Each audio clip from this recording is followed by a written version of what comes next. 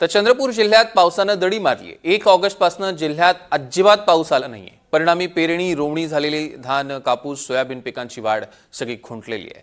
लवकरच मुसळधार पाऊस जर झाला नाही तर यंदाचा हंगाम हातून निसटेल की काय अशी भीती व्यक्त करण्यात येते। जिल्ह्यात आतापर्यंत केवळ 32% पाऊस पडलेला आहे। शेतकऱ्यांनी पीक वाढीसाठी खतं टाकूनही पाऊसच झाला नाही। यात वेळ, श्रम आणि पैसा सगळंच वाया गेलाय। पुन्हा एकदा शेतकऱ्यांचे डोळे आकाशाकडे लागले आहेत। पाऊस समाधानकारक झाला नाही तर कर्ज, नापिकीचा फेरा घोंगावणार असल्याचं चित्र पुढे आलंय।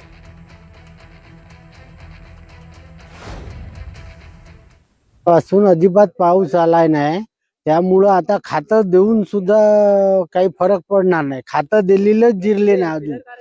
आता 8 दिवस झाले खात देऊ नाही पराठीला, पण पराठीला काहीच असर नव्हता या खाताचा।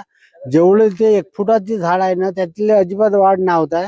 त्याच्यामुळं औषधी मारली पण त्या काही फरक वाटत नाही। जेवढी पराठी आहे तेवढीच आहे, 1 फुटाच्या वर होत आहे नाही। न पाऊस तर 1 ऑक्टोबर याच्यापासून तर पूर्ण पाऊण महिना झाला पाऊसच नाही अजिबात।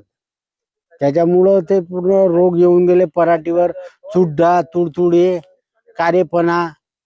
ते आता औषधी मारायची तर किती मारायची, पैसा पूर्ण खर्च होऊन चाललाय, पण पिकाचा काही अनुभव दिसत नाही।